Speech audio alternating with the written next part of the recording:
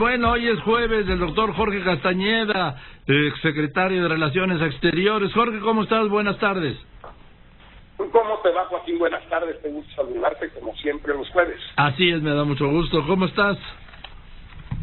Pues mira, muy bien, Joaquín, con dos temas de importancia desigual. Venga. Esperando ambos que haya un desenlace en el Senado y que se liberen ahorita casi 100,000 páginas de documentos en Estados Unidos, en Washington, sobre el asesinato de Kennedy, documentos que nunca se habían visto, que han permanecido bajo sigilo desde 1963 y que según los periódicos y varias versiones en Estados Unidos incluían algunos datos muy interesantes sobre la visita de Lee Harvey Oswald, el asesino de Kennedy, a México en septiembre de 1963, 2 meses antes del asesinato. ¿Cuál te gusta más, Joaquín? ¿El Senado o Kennedy? Bueno, mira, de actualidad el Senado, ¿sí? Y de historia lo de Oswald, porque efectivamente su paso por México parece haber sido determinante, y aquí lo siguió la CIA y aquí también lo siguió la Dirección Federal de Seguridad de Fernando Gutiérrez Barrios, ¿sí? Exactamente, lo siguieron y lo grabaron las veces que se presentó en las embajadas de Cuba y de la Unión Soviética para solicitar una visa. Sí. Y todo el misterio ha consistido, si quieres, ahorita volvemos al Senado, que en efecto es más importante, pero para ti, para mí, estos temas de historia son fascinantes. Lo grabaron en video y o en audio. Cuando entró a la embajada de Cuba, le negaron la visa, empezó a gritar, sí, de cómo le hacían eso a alguien que admiraba y veneraba a Fidel Castro y a la Unión Soviética y al socialismo, etcétera, y que entonces iban a ver por qué él iba a matar a Kennedy para demostrarles qué tan valiente y qué tan castrista era. Y ha habido siempre dos enigmas, Joaquín. Sí, dime. Una, sí, quienes lo grabaron, que obviamente eran la CIA y la Dirección Federal de Seguridad, pues lo hacían, ¿con qué grado de complicidad entre ambas lo hacían? ¿Y quién lo hacía? Los norteamericanos, ahí enfrente donde era la embajada en Tacubaya, la de Cuba, y la de la URSS también, los mexicanos, y se lo entregaban a los norteamericanos solitos, etcétera. Y segundo, si los operadores cubanos en México informaron a La Habana o no de que había un gringo loco que había ido a la embajada, había pedido una visa, se le había negado y entonces había dicho que iba a ir a matar a Kennedy. A ver si en estos documentos aparece algo más sobre estos dos datos tan interesantes. Y también fue la embajada rusa, y también se lo negaron, y ahí cuentan en esos documentos que incluso sacó un arma para decir que con esa arma que lo perseguía el FBI, con esa arma iba a matar a Kennedy. Y luego se habla de una relación, pues no amorosa, pero sí corporal, con la cónsul cubana que le había negado la visa, que estuvieron juntos en una fiesta. Silvia Durán. Exactamente, Silvia Durán. Exactamente, en una fiesta donde estuvieron presentes Elena Garro y su hija, Elenita Paz, hija de Octavio Paz. Sí, exactamente. Todo esto se dice. Sí. Entonces vamos a ver. Ya ha habido ya muchas entrevistas, pero va a ser bien interesante. No quiero hacerte perder más tiempo y el auditorio con esto, pero para los chismosos o los morbosos como yo, y creo que no, este es más, sí, pero déjame agregar un dato. Le encontraron un cheque del Banco Internacional con el que le habían pagado. ¿Sí? Aquí en México era un banco, el banco que luego desapareció, ¿no? Con las crisis. Que estaba ahí en el Paseo de la Reforma junto a lo que era el Hotel Hilton, o fue el Hotel Hilton. Exacto, sí. El Banco Internacional, no, mira, son 100,000 páginas de documentos que entregan hoy, va a ser interesantísimo. Pues sí, nomás que nos va a llevar un rato leerlas.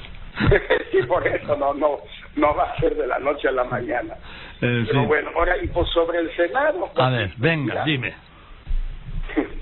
Lo que pasa es que son unas vencidas, y son las vencidas típicas de una democracia donde la oposición cumple con su papel de oposición y el gobierno cumple con su papel de gobierno.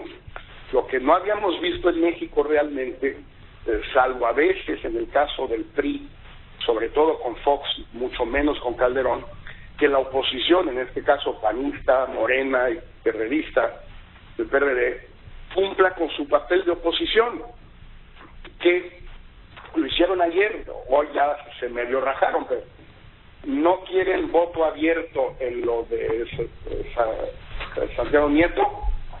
No nos sentamos para ver la ley de ingresos. ¿Qué tiene que ver una cosa con la otra? Todo y nada. Es decir, si tú no me das algo que a mí me importa, yo te niego a ti algo que a ti te importa.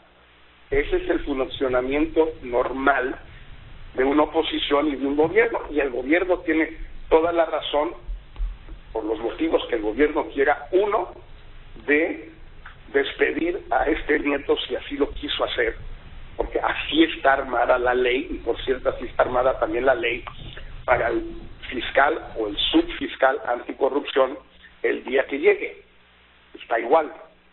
Entonces, inamovible y autónomo, ya veremos. Pero el gobierno pues no quería que ese señor siguiera ahí, por las razones que sean, pues lo puede correr. Y luego, si se somete eso a votación en el Senado, pues tienen que conseguir los votos el gobierno para que suceda. Y para conseguir esos votos, pues tal vez tiene que ser secreto el voto para poder comprar los votos que faltan, como se hace en cualquier país del mundo. Comprarlos con sobornos o mordidas directas y explícitas, o con noches, o con proyectos, o con favores, insisto, como sucede en todo el mundo. Esto que estamos viendo estos días aquí es mucho más el comportamiento normal de una democracia que lo que hemos visto en los últimos 20 años, donde ha habido una cantidad de complejidades de las oposiciones con los gobiernos que a veces hasta nos hacen sonrojar a los que ya no nos cosemos al primer hervor, Joaquín. Sí, ahora, lo que es muy interesante es este frente opositor extendido del Senado, pues que no lo habíamos visto, porque resulta que el PRI con el Verde tiene 61 votos, pues 61 senadores. Este frente de este bloque de PAN, el PRD y PT, que es PT Morena, aunque Morena no sea bancada, tiene 62 y hay 5 independientes. Esto nunca lo había vivido el PRI, que en la aritmética pierde. Sí, a menos de que pueda conseguirse 2 o 3 votos, 3 creo, o de los independientes o de los panistas llamados rebeldes o disidentes o carnales, en fin, como se les quiera llamar. Oye, Jorge, o 5 o 6 ausencias. O ausencias, que también es algo que se acostumbra mucho en México, un poco menos en otros países porque te la cobran. Pero como estos senadores no son reelegibles todavía, sí, pues no es fácil que los votantes les cobren una ausencia. ¿Cómo? Sí. No llegó y ya. O llegó, pasó lista y se salió. Y se salió y ya. Y es que luego no hay cómo cobrárselo. A la hora de votar se llenan los baños, ¿no? Sí, pues bueno, es que tomaron mucha cerveza o café.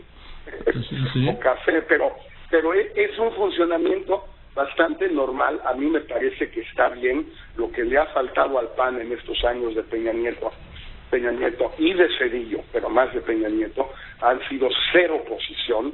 Al PRD también le ha costado cero oposición. El PRI lo hizo con mayor vigor, algunos dirían con mayor cinismo, bajo Fox y Calderón, pero también ahí a veces el PRI se portaba con lo que ellos llaman sentido institucional, y otros podrían llamar, pues, digamos, algún tipo de complicidad. Pero en todo caso, esto es lo real, y vamos a ver de qué cuero salen más correas, a ver si realmente el frente opositor logra mantener su unidad y logra de alguna manera convencer, imponer, obligar a los 5 o 6 senadores panistas rebeldes a que en esta voten más bien con la oposición y no con el PRI y el gobierno. A ver de qué cuero salen más votos, ¿no? Más votos, más correas, más todo, más ausencias, sí. O más ausencias. Sí, también. Pero va a ser muy interesante porque son vencidas. Sí. Y las vencidas son lo propio del juego de poderes en democracia, entre el poder legislativo, poder ejecutivo, en fin, así, entre oposición y gobierno, así debe ser. No es muy bonito. Por eso decía Bismarck que había 2 cosas que nunca había que ver de cerca, cómo se hacen las salchichas y cómo se hacen las leyes. Pues sí, no hay que verlo demasiado de cerca, pero es el funcionamiento normal y no debemos escandalizarnos para nada.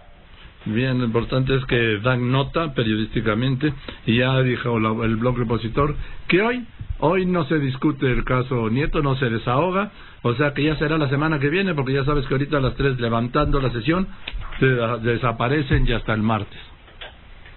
No, ya se van hasta el martes, Joaquín, desde luego, o sea, no pueden trabajar demasiado, luego se cansan. Sí, luego ya ves tú la explotación del hombre por el hombre. Del hombre por el hombre, o en todo caso del senador por el hombre, que eso no queremos. Sí, en fin, querido Jorge, pues te mando un abrazo, gracias, y el jueves yo creo que ya habrá una decisión. A lo mejor la decisión la pone el calendario, porque se vence el plazo de 10 días, y si no hay y entonces ya pasó. Entonces ya queda firme la remoción. La remoción. Pues vamos a ver, te mando un fuerte abrazo. Yo también, Jorge, buen viaje, que estés muy bien.